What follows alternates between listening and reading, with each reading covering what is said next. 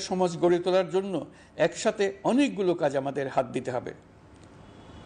১ জুলাই থেকে ৫ আগস্ট পর্যন্ত ছাত্র জনতার গণ আন্দোলনকে দমন করতে যেসব ফৌজদারি মামলা দায়ের করা হয়েছিল, এর মধ্যে হত্যা মামলা ছাড়া বাকি প্রায় সকল মামলা প্রত্যাহার করা হয়েছে।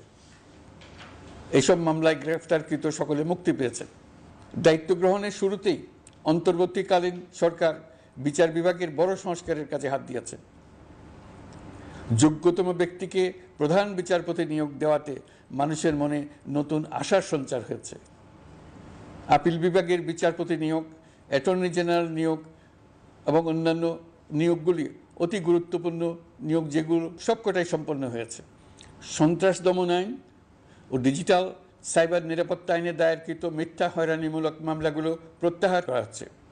সাইবার নিরাপত্তা আইন সহ বাংলাদেশে বিদ্যমান সকল কালো আইনের তালিকা করা হয়েছে। অতি সত্বর এই সকল কালো আইন বাতিল ও প্রযোজ্য ক্ষেত্রে সংশোধন করা হবে।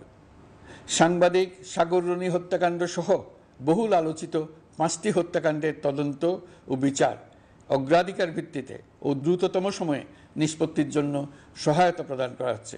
সংবাদ মাধ্যম ও মত প্রকাশের পূর্ণ স্বাধীনতা ইতিমধ্যে নিশ্চিত করা হয়েছে। আমরা সবাইকে বলে দিয়েছি, আপনারা মন খুলে আমাদের সমালোচনা করুন। আমরা সবার মতামতের প্রতি শ্রদ্ধাশীল। মিডিয়া যাতে কোনো রকম বাধা বিপত্তি ছাড়া নির্বিঘ্নে তাদের কাজ করতে পারে, সেজন্য একটা মিডিয়া কমিশন গঠন করা সরকারের সক্রিয় বিবেচনাধীন। আরও যেসব কমিশন সরকার সহ অন্য সবাইকে জবাবদিহিতার আওতায় আনতে পারে, আমরা তাদের পুনর্গঠন ও সংস্কারের উদ্যোগ নিয়েছি, যাতে তারা আরও শক্তিশালী হয়, জনকল্যাণে কাজ